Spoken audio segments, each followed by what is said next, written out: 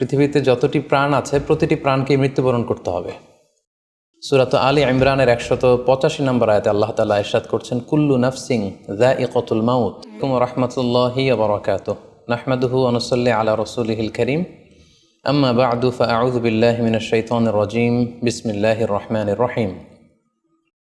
আব্দুল্লাহ নামে এক ভাই প্রশ্ন করেছেন, বাথরুমে গিয়ে অনেকে মৃত্যুবরণ করেন। বাথরুমে মৃত্যু কি ভালো না মন্দ জানতে চাই।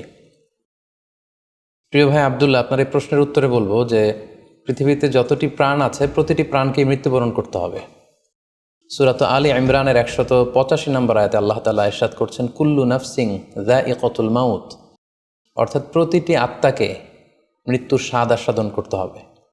আমরা পৃথিবীতে যারাই এসেছি আবার এই পৃথিবী থেকে বিদায় নিতে হবে, আমাদেরকে মৃত্যুবরণ করতে হবে। এটা হচ্ছে চিরসত্য বা মহাসত্য, এবং এই চিরসত্যটি কম বেশি আমরা সবাই জানি। কিন্তু আমরা কোথায় মৃত্যুবরণ করব এ ব্যাপারে আমরা কিছুই জানি না। কিভাবে আমাদের মৃত্যু ঘটবে, কোন প্লেসে, কোন জায়গাতে আমরা মরব এ ব্যাপারে আমরা কিছু জানি না।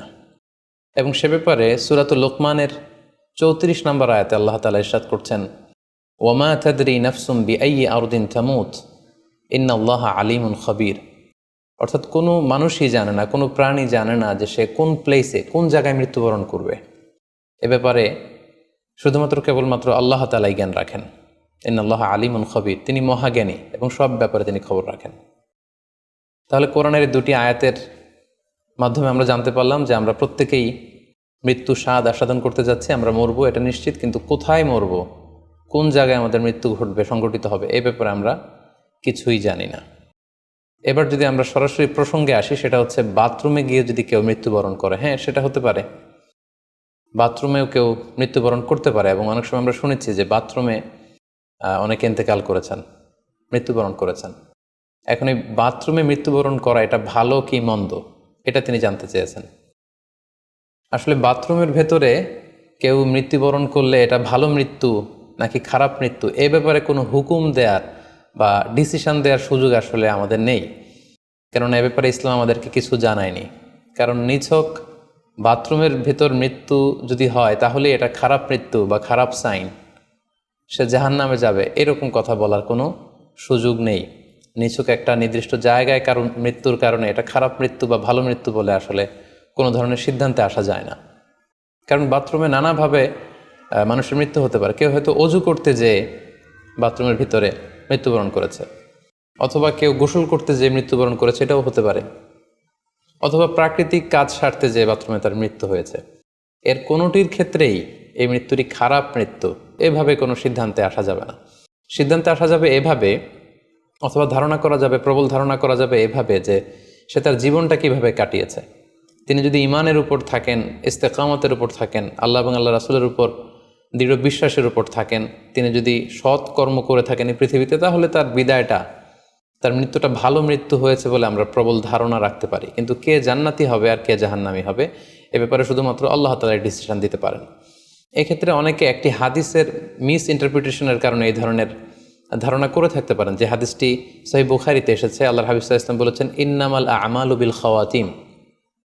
অর্থাৎ মানুষের কর্মফল নির্ধারিত হয় তার শেষ কাজের উপর ভিত্তি করে।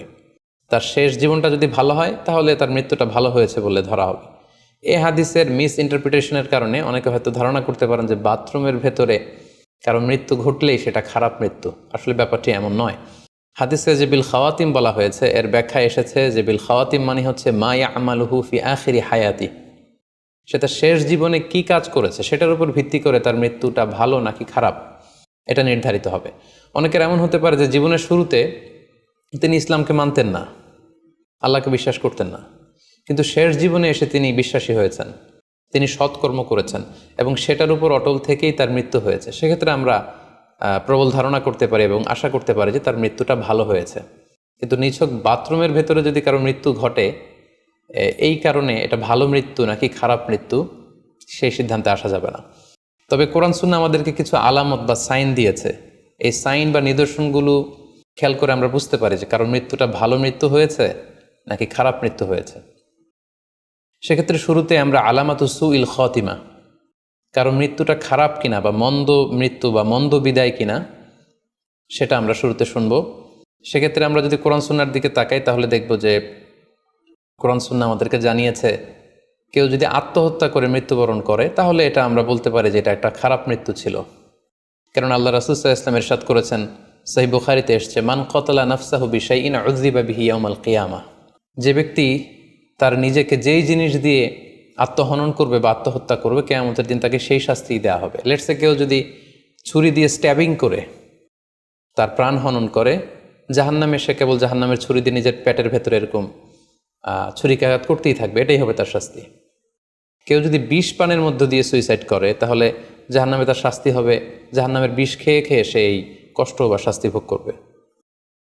কেউ যদি গলায় দড়ি দিয়ে বা ওড়না পেঁচিয়ে গলায় ফাঁস লাগিয়ে সুইসাইড করে তাহলে আল্লাহ রাসূল সাল্লাল্লাহু আলাইহি ওয়াসাল্লামের হাদিস অনুযায়ী জাহান্নামে সে গলাতে শুধু ফাঁস লাগাতেই থাকবে। তাহলে আল ইন্তিহার মানে সুইসাইড, আত্মহত্যা করে যদি কেউ মারা যায় সেক্ষেত্রে আমরা বলতে পারি যে এটি খারাপ মৃত্যু ছিল, মৃত্যুটি ভালো ছিল না। তাছাড়া কোনো ব্যক্তি যদি কবিরা গুনাহ সম্পাদন করা অবস্থায় ইন্তেকাল করে, লেটসে কেউ মদ পান করা অবস্থায় তার মৃত্যু ঘটেছে, কিংবা ব্যভিচার করা অবস্থায় তার মৃত্যু ঘটেছে, কিংবা কারো উপর সে জুলুম বা অত্যাচার করছিল, এরকম বড় কোনো কবিরা গুনাহ সম্পাদন করা অবস্থায় যদি কারো মৃত্যু ঘটে যায় সেক্ষেত্রে বলা যেতে পারে যে মৃত্যুটি খারাপ ছিল। পাশাপাশি বাবা মা যদি কোনো ভ্যালিড কারণে সন্তানের অন্যায়ের কারণে সন্তানের প্রতি রেগে থাকেন এবং ওই অবস্থায় যদি সন্তানের মৃত্যু ঘটে তাহলে এটি একটি খারাপ মৃত্যু ছিল বলে ধারণা করা যেতে পারে। এবং স্বামী যদি তার স্ত্রীর প্রতি রেগে থাকে কোনো স্ত্রীর অন্যায়ের কারণে এবং সেই অবস্থায় যদি স্ত্রীর মৃত্যু ঘটে তাহলে এই মৃত্যুটি মন্দ মৃত্যু বা খারাপ বিদায় ছিল বলে আমরা ধারণা করতে পারি। সবশেষে বলবো যে কোনো ব্যক্তির মৃত্যুতে যদি গোটা মুসলিম উম্মাহ, মুসলিম কমিউনিটি আনন্দ প্রকাশ করে, উল্লাস করে, এটাও ওই ব্যক্তির খারাপ মৃত্যু ছিল বলে ধরে নেওয়া হবে। কারণ সবাই তার অন্যায় থেকে, অত্যাচার থেকে, তার অনিষ্ট থেকে বাঁচার জন্য চাচ্ছিল, তার হাফ ছেড়ে বেঁচেছে। সো মুসলিম উম্মাহ যদি, গোটা মুসলিম উম্মার ভালো লোকরা যদি কারোর মৃত্যুতে আনন্দ প্রকাশ করে তাহলে তার মৃত্যুটা খারাপ মৃত্যু ছিল বলে ধরে নেওয়া যাবে।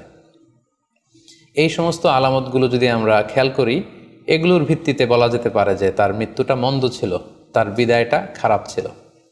এবার আমরা যদি হুসনুল খাতিমা অর্থাৎ ভালো বিদায়, কোনো ব্যক্তি যখন আমাদের থেকে বিদায় নিল, মৃত্যুবরণ করলো, তখন আমরা কিভাবে বুঝবো যে বিদায়টা ভালো ছিল এবং এই লোকটা আশা করি যে জান্নাতি হবে, এটা আমরা কিভাবে বুঝবো? প্রথমত বোঝার মাধ্যম হচ্ছে আন-নুতকু বিশ-শাহাদাতি ইনদাল মাউত। মৃত্যুর সময় যদি কেউ আল্লাহর জিকির করা অবস্থায়, আল্লাহকে স্মরণ করা অবস্থায় কিংবা শাহাদাত বাণী পাঠ করে যদি মৃত্যুবরণ করতে পারে তাহলে আশা করা যায় যে এই মৃত্যুটা খুব ভালো মৃত্যু হয়েছে। কারণ আল্লাহ রাসূল সাল্লাল্লাহু আলাইহি ওয়াসাল্লাম সুনানে আবু দাউদের এক বর্ণনায় ইরশাদ করেছেন, মান কানা আখিরু কালামিহি লা ইলাহা ইল্লাল্লাহ, যে ব্যক্তির শেষ বাক্য হবে লা ইলাহা ইল্লাল্লাহ এবং এই কালিমাতুত তাইয়্যিবা, এটা পরে যদি কেউ শেষ নিঃশ্বাস ত্যাগ করতে পারে তাহলে সে জান্নাতে প্রবেশ করবে বলে আল্লাহ রাসূল সাল্লাল্লাহু আলাইহি ওয়াসাল্লাম আমাদেরকে সুসংবাদ দিয়েছেন। তাহলে মৃত্যুর আগে কালিমা পরে মরতে পারা এটা একটা সৌভাগ্যের বিষয় এবং এটা একটা ভালো সাইন। পাশাপাশি বিশ্বাসী ব্যক্তিরা, ইমানদাররা যখন মৃত্যুবরণ করে তখন তাদের কপাল ঘেমে যায়, অর্থাৎ মৃত্যুর পরে মৃত ব্যক্তির কপালে হাত দিয়ে যদি আমরা দেখতে পাই যে কপাল ঘেমে আছে, সোয়েটিং, প্রচণ্ড ঘামছে, এটা দেখেও আন্দাজ করা যেতে পারে বা ধারণা করা যেতে পারে যে মৃত্যুটা ভালো হয়েছে। কেননা সুনানে তিরমিজির বর্ণনায় আল্লাহ রাসূল সাল্লাল্লাহু আলাইহি ওয়াসাল্লাম ইরশাদ করেছেন, আল মুমিনু ইয়ামুতু বিআরাকিল জাবিন, বিশ্বাসীরা যখন মারা যায় তখন তাদের কপাল ঘেমে যায়। সো অনেক আল্লাহওয়ালা ভালো মানুষের মৃত্যুর পরে আমরা এটা দেখেছি বা শুনেছি যে ইন্তেকালের পরে তাদের কপাল ঘেমেছিল এবং সেটা দেখে কিন্তু বোঝা যাবে যে মৃত্যুটা ভালো ছিল। পাশাপাশি জুমার রাতে যদি কেউ ইন্তেকাল করে, বৃহস্পতিবার দিবাগত রাতে, নিঃসন্দেহে সেক্ষেত্রে লোকটার ইমানদার হতে হবে, সৎ ব্যক্তি হতে হবে। সেক্ষেত্রে এটা একটা ভ্যালিউ অ্যাড করবে যে জুমার রাতে সে ইন্তেকাল করেছিল। রমাদান মাসে যদি কেউ ইন্তেকাল করে এটা একটা খুশনসিব তার জন্য। পাশাপাশি হজের সফরে যদি কেউ, হজের যে দীর্ঘ সফর, এই সফরে যদি কেউ ইন্তেকাল করে এটা একটা ভালো মৃত্যু বলে ধর্তব্য হবে। পাশাপাশি কেউ যদি জেহাদের ময়দানে শহীদ হওয়ার সৌভাগ্য লাভ করে, নিঃসন্দেহে এটা সবচেয়ে শ্রেষ্ঠ মৃত্যু। আল্লাহ তাআলার কাছে সবচাইতে শ্রেষ্ঠ মৃত্যু হচ্ছে শাহাদাত।